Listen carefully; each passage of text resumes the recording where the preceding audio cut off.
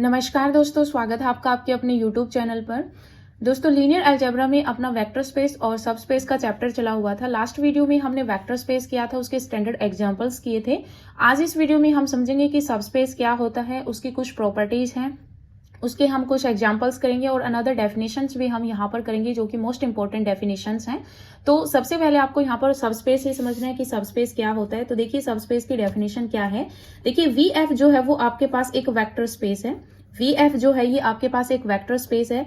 तो इस vector space का मैं यहाँ पर एक W सबसेट लेती हूँ। ठीक है, वेक्टर स्पेस VF का हमने यहाँ पर एक W सबसेट लिया। अब आपको पता है कि वेक्टर स्पेस जो है इसके पास दो आपके पास बाइनरी ऑपरेशन होते हैं, प्लस और स्केलर मल्टीप्लिकेशन। तो एडिशन और स्केलर मल्टीप्लिकेशन के रिस्पेक्ट में जब ये W खुद एक वेक्टर स्पेस बन जाता है, खुद एक क्या बन जाए, वेक्टर स्पेस बन जाए, तो हम इस W को क्या बोलेंगे, इस W को हम सब स्पेस बोलेंगे।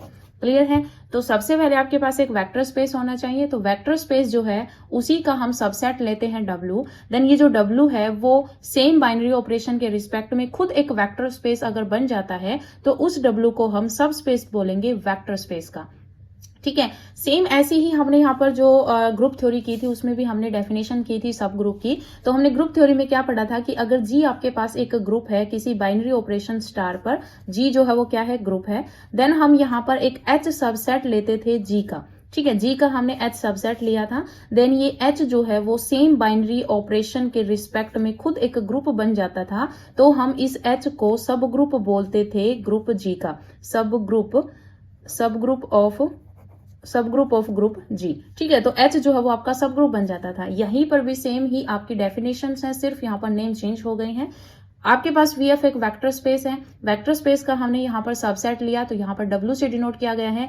W जो है वो सबसेट है VF का। देन W जो है ये आपका प्लस और स्केलर मल्टीप्लिकेशन के रिस्पेक्ट में खुद एक वेक्टर स्पेस बन रहा है। तो ये जो है वो आपके पास सब स्पेस बन जाएगा। वेक्टर स्पेस में कौन कौन सी कंडीशन सेटिस्फाई होनी चाहिए वो मैंने आपको वेक्टर स्पेस की डेफिनेशन में करवा दी थी। क्लियर है। अभी देखिए यहाँ पर जो मैंने डेफिनेशन लिख रखी है ये भी मैं आपको यहाँ पर बता देती हूँ। तो देखिए डेफिनेशन क्या है कि a non empty subset W of a vector space VF is said to form a subspace of V। कि जो W सबसेट है वेक्टर स्पेस VF का, ये जो है वो सबस्पेस होगा V का इफ अगर आपके पास W is also a vector space. कि if W is also a vector space over the field F with the same addition and scalar multiplication as for V। यानी कि V में जो आपके पास एडिशन और स्केलर मल्टीप्लिकेशन था same binary operation पर, जब W खुद एक वेक्टर स्पेस बन जाता है तो W सबसेट को हम VF का सब स्पेस बोलते हैं। क्लियर है। अब देखिए यहाँ पर इसके एग्जाम्पल्स मैं आपको बता देती हूँ कि सब स्पेस जो है उसके एग्जाम्पल्स क्या बनेंगे। तो देखिए मैंने आपको जब लास्ट वेक्टर स्पेस करवाया था वहां पर मैंने आपको कुछ ट्रिक बताई थी कि कौन वेक्टर स्पेस बनाता है और कौन नहीं बनाता। क्लियर है।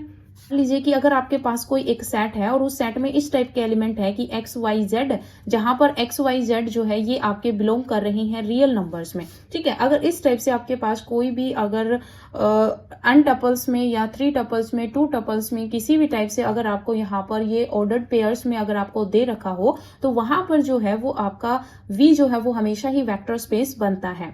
ठीक है, और इनमें से अगर कोई एक जीरो भी आ जाए, जैसे X को 0YZ, अगर इस टाइप की फॉर्म अगर दे रखी है और ये सारे जो है वो आपके रियल नंबर्स में बिलोंग करें और फील्ड भी आपकी रियल नंबर्स की है तो ये जो है वो आपका वेक्टर स्पेस बनेगा। क्लियर है। अब मान लीजिए मैंने यहाँ पर एक W1 सेट लिया है जो कि आपका A00 और यहाँ A जो है वो आपका रियल नंबर्स के अंदर बिलोंग कर रहा है।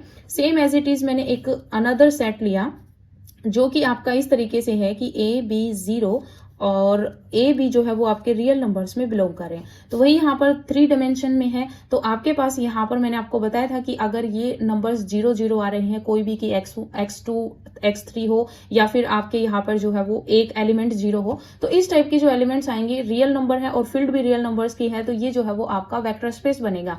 तो ये W1 अगर वेक्टर स्पेस बन रहा है, ठीक है, W जो है ये आपका वेक्टर स्पेस बन रहा है और आपका यहाँ पर डायमेंशन कितना है, R3 हो जाएगा। तो ये अगर एक वेक्टर स्पेस बन रहा है तो अगर ये वेक्टर स्पेस बन रहा है तो W1 जो है वो आपका सब स्पेस बन जाएगा। सेम एज इट इज ये भी वेक्टर स्पेस बनेगा और ये वेक्टर स्पेस बनेगा तो ये आपका सब स्पेस बन जाएगा। ठीक है, तो यहाँ पर W1 एंड W2 जो है ये आपके सब स्पेस हैं R3 के। यहाँ पर जो वेक्टर हमने लिया है वो R3 लिया है, ठीक है, R3 हमने यहाँ पर ये लिया है। तो इस टाइप की जो एग्जांपल है वो आपको याद रखने हैं कि किस तरीके से जो है ये वेक्टर स्पेस बनते हैं, क्योंकि यहाँ पर हम सारी प्रॉपर्टीज को प्रूफ करके यहाँ पर नहीं बता सकते। तो आपको ये जो स्टैंडर्ड एग्जाम्पल्स हैं वो याद ही रखने हैं कि आपके क्वेश्चंस जो है वो जल्दी हो जाए। क्लियर है? तो यहाँ पर W1 और W2 दोनों ही आपके वेक्टर स्पेस बन रहे हैं। अगर ये वेक्टर स्पेस बन रहे हैं खुद, तो यहाँ पर जो है ये R3 के जो है वो क्या बन जाएंगे, सब स्पेस बन जाएंगे। क्लियर है? इसी तरीके से आपके पास एक चीज और याद रखनी है कि जो आपके पास इंटायर स्पेस जो V होता है, V आपका एक पूरा इंटायर स्पेस बनेगा। तो ये जो V है और एक आपके पास जीरो, ठीक है, जीरो स्पेस जो यहाँ पर बनेगा, तो ये entire space V and zero space ये जो है ये आपके सब स्पेस होते हैं। ठीक है, ये सब स्पेस होते हैं ऑफ V के, सब स्पेस ऑफ V। एंड ये जो आपके पास दोनों सबस्पेस बनते हैं ये आपके क्या कहलाते हैं, ये आपके ट्रिवियल सबस्पेस कहलाते हैं। इसी तरीके से हमने जो है वो ग्रुप थ्योरी में भी किया था, एक की होल सेट G और एक आइडेंटिटी जो है ये आपके ट्रिवियल सब ग्रुप बनते हैं ग्रुप G के। इसी तरीके से V वेक्टर स्पेस के V ऑल ओवर V और आपका यहाँ पर जीरो जो आपका स्पेस है ये जो है वो आपका ट्रिवियल सब स्पेस बनते हैं। ठीक है, एक आपको नेक्स्ट एग्जांपल याद रखना है कि ईच लाइन L, कि कोई भी लाइन, मान लीजिए कोई भी लाइन L है जो कि इन Rn का मतलब यही है कि n डिमेंशनल की बात है, क्योंकि एक नंबर लाइन पर कोई लाइन है। तो ये जो लाइन है और वो अगर पास थ्रू हो रही है जीरो वेक्टर से, ठीक है, ये डार्क कर देते तो इसका मतलब जीरो वेक्टर से है, तो passes through zero vector, then आपका सब स्पेस बनेगी। ठीक है, क्या बनेगी, सब स्पेस बनेगी ऑफ Rn। एन डिमेंशनल में ये आपके पास क्या बनेगा, सब स्पेस बनेगा। क्लियर है? तो ये जो है वो आपको याद रखना है। उसके बाद देखिए यहाँ पर नेक्स्ट जो आपके पास आता है वो आती है प्रॉपर्टीज आती हैं सब स्पेस की। तो देखिए यहाँ पर फर्स्ट प्रॉपर्टी क्या है, ये मोस्ट इंपॉर्टेंट प्रॉपर्टीज हैं, आपसे सीधी ही पूछी जा सकती है। तो देखिए फर्स्ट प्रॉपर्टी है कि अननेसेसरी एंड सफिशिएंट कंडीशन। अब जहां पर भी नेसेसरी एंड सफिशिएंट कंडीशन आ जाए इसका मतलब यहाँ पर इफ एंड ओनली इफ की कंडीशन चलेगी। तो देखिए क्या है कि unnecessary and sufficient condition for a non empty subset W of a vector space VF, कि आपके पास एक नॉन एम्प्टी सबसेट है W, एक वेक्टर स्पेस VF का, to be subspace of V, कि उसको हम क्या बोलेंगे, सबस्पेस बोलेंगे, that W is closed under addition and scalar multiplication. ये कह रहा है कि आपके पास एक नॉन एम्प्टी सबसेट है W जो कि वेक्टर स्पेस VF का सबसेट है। ठीक है, वही सेम यहाँ पर जो फर्स्ट है वो ये है कि W जो है वो आपके पास सबसेट है, W जो है वो सबसेट है क्या, वेक्टर स्पेस VF का। देन इस W को हम सब स्पेस बोलेंगे, इस W को हम सब स्पेस बोलेंगे VF का, अगर ये आपके पास W जो है ये आपका प्लस और मल्टीप्लीकेशन के रिस्पेक्ट में क्लोज्ड हो जाए। क्लोज्ड का मतलब क्या होता है, क्लोजर प्रॉपर्टी अगर होल्ड हो जाए, तो क्लोजर प्रॉपर्टी अगर होल्ड हो जाए तो हम इसको क्या बोलेंगे कि ये आपका सब स्पेस है। ठीक है, इफ एंड ओनली इफ की कंडीशन है, इसका मतलब अगर ये क्लोज्ड हो गया तो ये आपका सब स्पेस बनेगा, अगर सब स्पेस है तो वो क्लोज्ड होगा। तो इफ एंड ओनली इफ की कंडीशन इस तरीके से चलेगी। सेकंड प्रॉपर्टी देखिए कि a non empty subset W of a vector space VF, कि आपके पास एक नॉन एम्प्टी सबसेट है W, उसको हम वेक्टर स्पेस VF का सब स्पेस बोलेंगे अगर इफ एंड ओनली इफ की कंडीशन वही है कि AU प्लस V जो है वो W में बिलोंग कर जाए। अब देखिए यहाँ पर AU जो है, अगर हम सिर्फ इतनी बात करें तो AU जो है ये आपका क्या बन गया, ये आपका यहाँ पर मल्टीप्लीकेशन के रिस्पेक्ट में क्लोज्ड हो गया। अब AU करने के बाद कोई एलिमेंट आएगा वो भी W का ही आएगा, तो एक एलिमेंट का काम कर रहा है। ठीक है, तो आप ये मानो कि AU जो है वो U के ही इक्वल है, तो ये जो है वो आपका U प्लस V, तो एडिशन के रिस्पेक्ट में क्लोज्ड हो गया। यानी कि उन दोनों प्रॉपर्टीज को, इन दोनों प्रॉपर्टीज को कि क्लोज्ड है एडिशन के रिस्पेक्ट में और मल्टीप्लीकेशन के रिस्पेक्ट में, उन दोनों को कंबाइन करके एक यहाँ पर प्रॉपर्टी बना दी। तो AU प्लस V जो है वो W के अंदर बिलोंग करे। फॉर ईच की A तो आपका फील्ड का एलिमेंट है और UV जो है वो आपके W सब स्पेस से लिए गए हैं। तो ये इफ एंड ओनली इफ की कंडीशन में क्या होगी कि अगर AU प्लस V आपका W में बिलोंग कर रहा है, इसका मतलब ये W जो है वो आपका सब स्पेस है वेक्टर स्पेस VF का, और अगर वेक्टर स्पेस VF का सब स्पेस W है तो ये प्रॉपर्टी आपकी होल्ड होगी। तो इस तरीके से ये इफ एंड ओनली इफ की कंडीशन में ये काम करेंगे। अब देखिए यहाँ पर थर्ड प्रॉपर्टी क्या है, थर्ड दे रखी है कि the necessary and sufficient condition for a non empty subset W of a vector space space VF, वही एक नॉन एम्प्टी सबसेट है W, उसको हम W को हम सबस्पेस बोलेंगे वेक्टर स्पेस VF का, अगर आपके पास ये जो सबस्पेस है वो दो कंडीशंस को सेटिस्फाई कर दे कि U माइनस V अगर W में बिलोंग कर जाए या फिर AU जो है वो आपका W में बिलोंग कर जाए, तो ये U और V जो है वो आपके W से लिए गए हैं और A जो है वो आपका फील्ड से एलिमेंट उठाया गया है।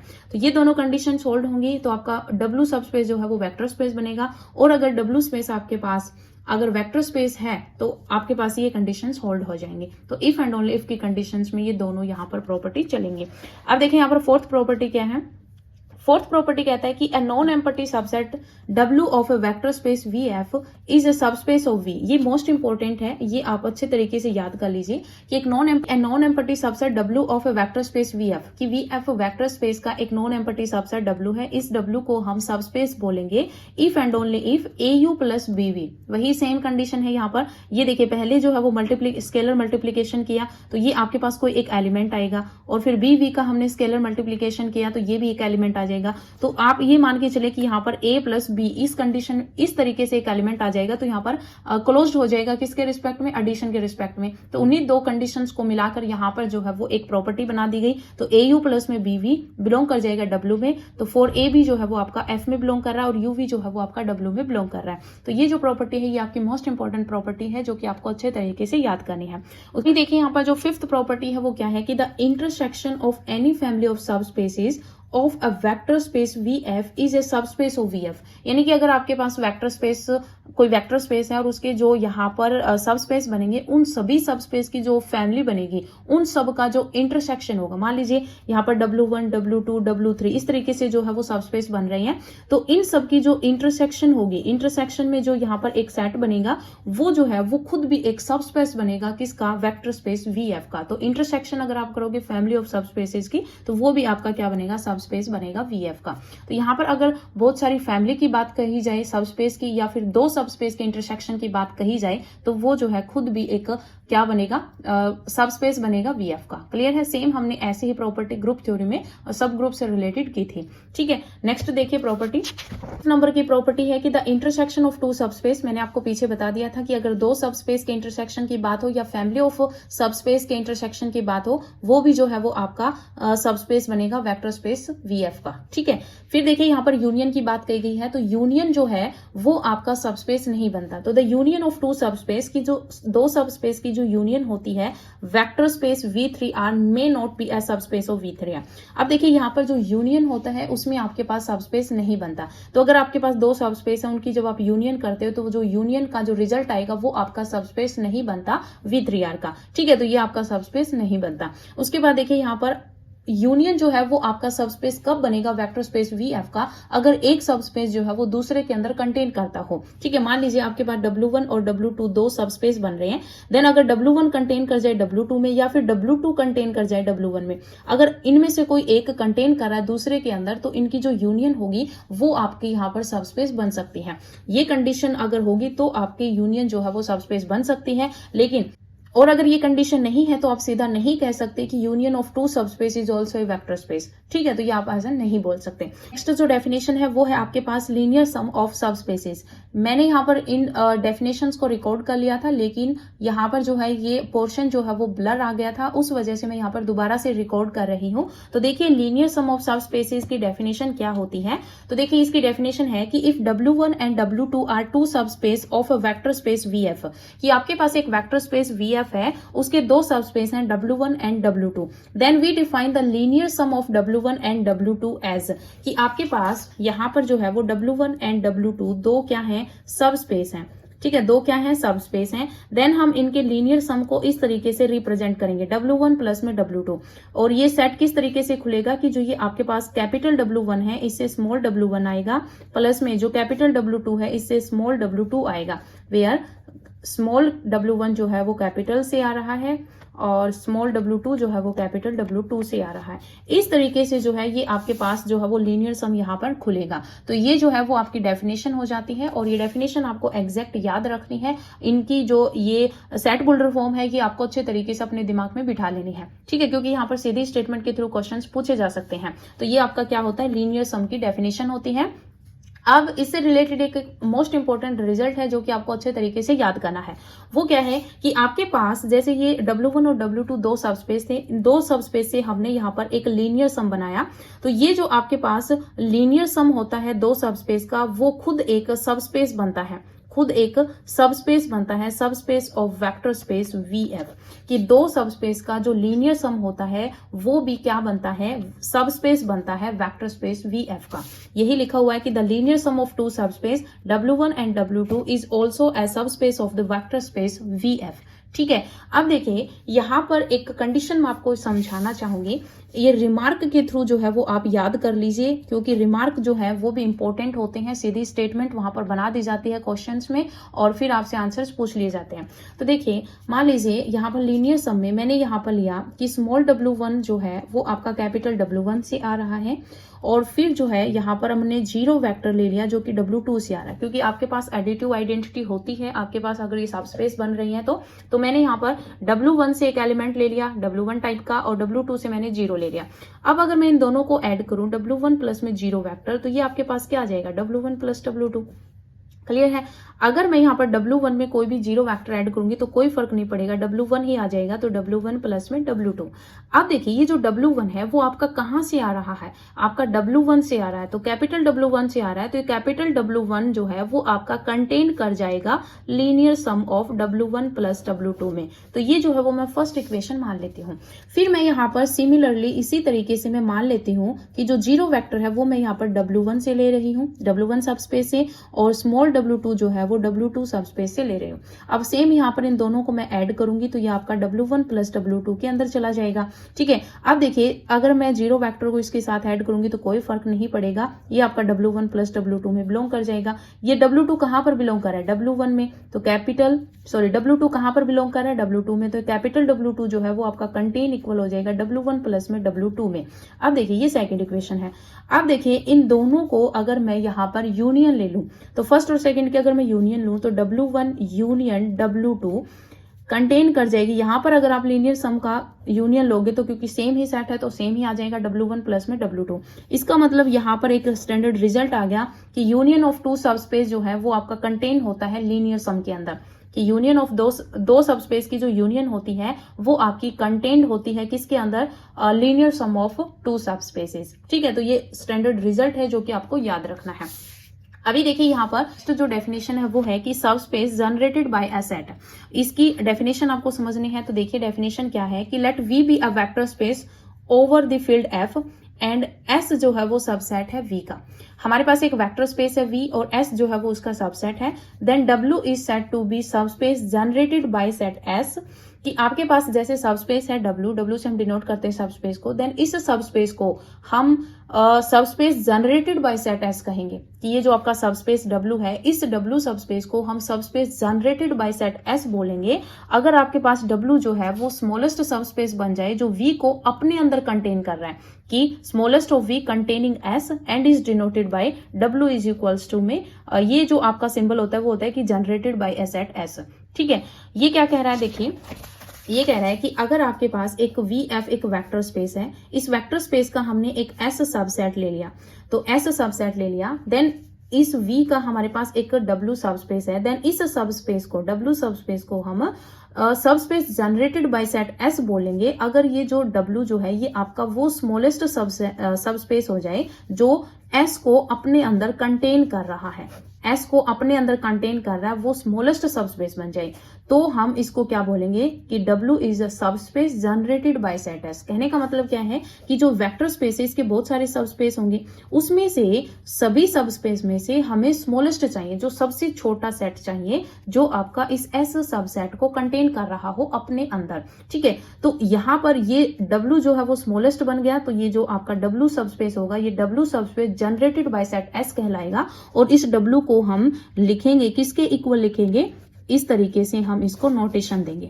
क्लियर है, तो ये जो है वो आपको subspace generated by set S की जो है वो आपको डेफिनेशन याद रखनी है। क्लियर है।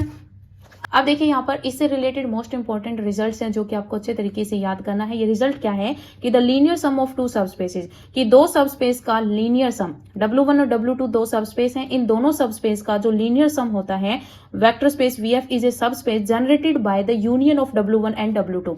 ये क्या कह रहा है, ये कह रहा है कि जो आपके पास W1 एंड W2 दो सबस्पेस हैं, देन ये जो दो सबस्पेस हैं इनका जो लीनियर सम होता है, जो लीनियर सम है वो आपका जनरेट होता है किससे, यूनियन ऑफ W1 यूनियन है किसकी, W1 और W2 की। यानी कि आपके पास लीनियर सम जो है वो दोनों सबस्पेस के, लीनियर सम जो है सबस्पेस का वो दोनों सबस्पेस के यूनियन से जनरेट होता है। तो देखिए ये आपका जो स्टैंडर्ड रिजल्ट है ये आपको याद रखना है। अभी मैंने आपको जैसे रिजल्ट करवाया कि W1 यूनियन W2 जो है वो आपका कंटेन है किसके अंदर, W1 प्लस W2 के अंदर। अब देखिए ये W1 यूनियन W2 को कंटेन करने वाला ये लीनियर सम, अब आपको पता है कि जो लीनियर सम है वो खुद एक, जो लीनियर सम होता है दो सबस्पेस का वो खुद एक सबस्पेस बनता है, ठीक है, खुद क्या बनता है, एक सबस्पेस बनता है। तो ये सबस्पेस है जो कि स्मॉलेस्ट सबस्पेस है जो यूनियन को अपने अंदर कंटेन कर रहा है। इसका मतलब W1 प्लस W2 जो है वो आपके पास subspace generated by the W1 union W2 आ गया। इन दोनों रिजल्ट्स को हम कनेक्ट करके हमारे पास जो ये रिजल्ट्स आया है, जो थ्योरम आई है, इसको हम याद कर सकते हैं। तो आपको सीधा याद रखना है कि दो सबस्पेस होते हैं, उन दोनों सबस्पेस का जो आपके पास लीनियर सम होता है वो लीनियर सम किससे जनरेट होता है, वो दोनों सबस्पेस की यूनियन से जनरेट होता है, ठीक है। अब देखिए यहाँ पर नेक्स्ट, अभी देखिए यहाँ पर जो नेक्स्ट आपके पास डेफिनेशन है वो है डायरेक्ट सम ऑफ सबस्पेसेस। हमने प्रीवियस पढ़ा था कि लीनियर सम ऑफ सबस्पेसेस, ये है आपके पास direct sum of subspaces. Linear sum को हम सीधा ही लिखते थे W1 प्लस में W2, और जो डायरेक्ट सम होता है सबस्पेसेस का इसको हम इस तरीके से नोटेशन देते हैं, ठीक है। तो ये आपको याद रखना है। तो डायरेक्ट सम ऑफ सबस्पेस क्या है कि a vector space V is said to be direct sum of its two subspaces, कि वेक्टर स्पेस V को हम direct sum of two subspaces W1 and W2 कहेंगे if every V belongs to V। हमने एक V element लिया कहां से, V vector space से, can be uniquely expressed as, यानी कि V आपके पास एक वेक्टर स्पेस है, इसमें बहुत सारे एलिमेंट्स होते हैं, ठीक है, बहुत सारी टाइप के यहाँ पर जो है वो एलिमेंट्स होते हैं। तो वहां से हमने एक V एलिमेंट उठाया, ठीक है। इस V एलिमेंट को, इसमें से कोई एक V एलिमेंट उठाया, टपल्स में भी यहाँ पर एलिमेंट्स हो सकते हैं, तो हमने एक यहाँ पर V एलिमेंट उठाया, देन इस V एलिमेंट को हम यूनिकली एक्सप्रेस्ड कर सकते हैं। और यूनिकली कैसे एक्सप्रेस्ड कर सकते हैं, W1 प्लस W2 में, ठीक है। हमारे पास जो यहाँ पर सबस्पेस होंगे W1 और W2, ये जो है कैपिटल ही लिखना W1 एंड W2, तो W1 प्लस W2 से जो उन दोनों को ऐड करके, जो सब स्पेस है उनको ऐड करके, ये हमने वेक्टर V का जो एक एलिमेंट लिया है, ये आपके टपल्स में होगा या फिर आपके पास कोई एलिमेंट्स होगा किसी भी टाइप का हो, हम यूनिकली एक्सप्रेस्ड अगर हम कर सकें दोनों सब स्पेस के सम के, तो हम क्या कहेंगे कि ये आपका डायरेक्ट सम ऑफ सब स्पेस है। और इसको हम डिनोट कैसे करेंगे, W1 इस प्लस लगाकर फिर सर्कल बना के W2, तो ये आपके पास डायरेक्ट सम की नोटेशन होती है। क्लियर है। इससे रिलेटेड मैं आपको एग्जांपल करवा देती हूँ जो कि मोस्ट इंपॉर्टेंट एग्जांपल्स हैं। तो देखिए कि मैं आपको यहाँ पर बुक में ही ये एग्जांपल्स करवा देती हूँ। क्या है कि consider a vector space V3R, इसका मतलब है कि 3 डिमेंशंस में आपके पास यहाँ पर वेक्टर स्पेस के एलिमेंट्स हैं। तो W1 हमारे पास एक सबस्पेस है AB0 एंड ए बी जो है वो रियल नंबर्स में बिलोंग कर रहे हैं, और W2 जो है वो 0 0 C और C जो है वो आपका रियल नंबर्स में बिलोंग कर रहा है। आर टू सब स्पेस ऑफ V3R, ये दोनों क्या है आपके सब स्पेस हैं। देन एनी वेक्टर, हमने एक वेक्टर जो हमने यहाँ पर लिया था ना कि V बिलोंग्स टू V, तो हमने यहाँ पर ABC टाइप का, तो ABC टप्पल यानी 3 टप्पल्स में हमने यहाँ पर ABC बिलोंग्स टू V3R, हमने V से एलिमेंट ले लिया स्मॉल v, और V जो है स्मॉल v जो हमने लिया किस टाइप का है, ABC टाइप का है। तो इसको हमें क्या करना है, यूनिकली एक्सप्रेस्ड करना है, किसमें, W1 प्लस W2 में। तो W1 प्लस W2 करो तो ABC, हमने यहाँ पर V एक एलिमेंट लिया ABC को, तो हम यहाँ पर यूनिकली एक्सप्रेस्ड कर सकते हैं। देखो A और 0 को ऐड करोगे तो A आ जाएगा, और B और 0 को ऐड करोगे तो B आ जाएगा, और 0 और C को ऐड करोगे तो C आ जाएगा। इसका मतलब यहाँ पर इसका और कोई तरीका नहीं है इस V को W1 प्लस W2 के अलावा रिप्रेजेंट करने का, ठीक है। तो इसका मतलब हमने इसको यूनिकली एक्सप्रेस्ड कर दिया। तो अगर हमने इसको यूनिकली एक्सप्रेस्ड कर दिया तो ये आपका डायरेक्ट सम बन जाएगा। तो V3 जो है वो हम डायरेक्ट सम में लिख पाए हैं, ये आपकी नोटेशन हो जाएगी। क्लियर है। तो ये था, हमने यूनिकली एक्सप्रेस्ड कर दिया। लेकिन कई बार इस टाइप से एग्जांपल दिए होते हैं कि हम उनको यूनिकली एक्सप्रेस्ड नहीं कर सकते, तो वो आपका डायरेक्ट सम की कैटेगरी में नहीं आएगा। जैसे सेकंड एग्जांपल है, हमने यहाँ पर W1 स्पेस लिया है, तो W1 सब स्पेस जो है वो ये है, फिर W2 जो है वो हमने इस टाइप का ले लिया। ये जो है दोनों सब स्पेस हैं किसके, V3R के। देन हमने वही सेम ABC लिया है, V सेट हमने लिया क्या, ABC। तो ये जो V स्मॉल v जो है वो हमने क्या लिया है, स्मॉल v जो है वो आपका ABC, 3 टप्पल के अंदर जो है आपके पास ये V है। और इसको हम एक्सप्रेस कर सकते हैं, किस तरीके से कर सकते हैं, देखिए ABC को हमें एक्सप्रेस करना इन दोनों के सम में। अब आपका मतलब ये नहीं है कि सिर्फ और सिर्फ हमें इन्हीं को जोड़ना है। अगर हम W1 प्लस W2 जो हमने यहाँ पर इनकी जो शकल दे रखी है, अगर इनको ऐड करेंगे तो A प्लस A करोगे तो 2A आएगा, लेकिन हमें यहाँ पर A चाहिए।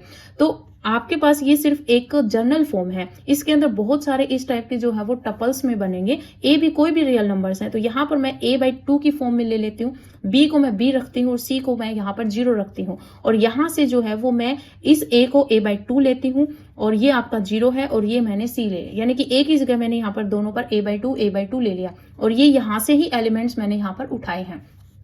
तो दोनों को ऐड करोगे तो आपके पास A बन जाएगा, B का B आ जाएगा, C का C आ जाएगा। ठीक है, तो एक तो यहाँ पर ये टाइप हो गया कि हम इस तरीके से इसको रिप्रेजेंट कर सकते हैं। सेकंड, मैं यहाँ पर A/4 और 3A/4 भी ले सकती हूँ, तो भी हमारे पास ये ABC बन रहा है।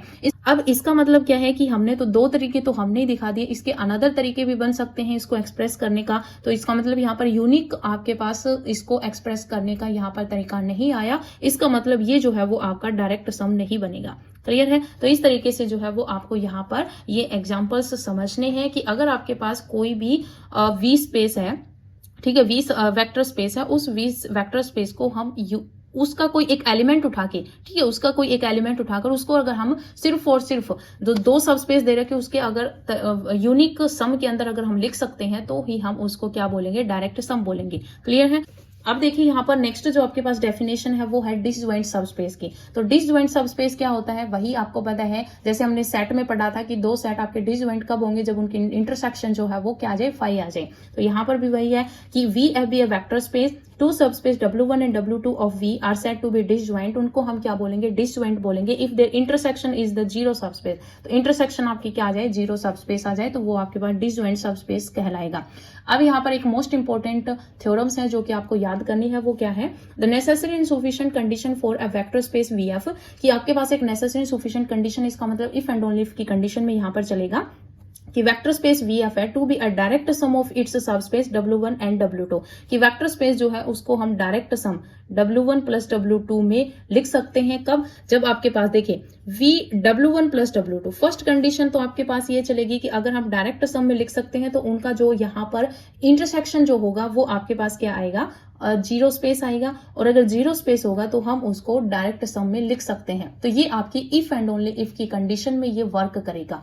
क्लियर है? तो ये जो थ्योरम है ये आपकी मोस्ट इंपॉर्टेंट थ्योरम है जो कि आपको याद रखनी है। तो ये जो है वो हमारा चैप्टर था वेक्टर स्पेस एंड सबस्पेस का, जो कि आपका कंप्लीट हो चुका है। नेक्स्ट जो वीडियो आएगी वो आपकी MCQ वीडियो आएगी। तो आज इस वीडियो में इतना ही, मिलते हैं नई वीडियो के साथ। धन्यवाद।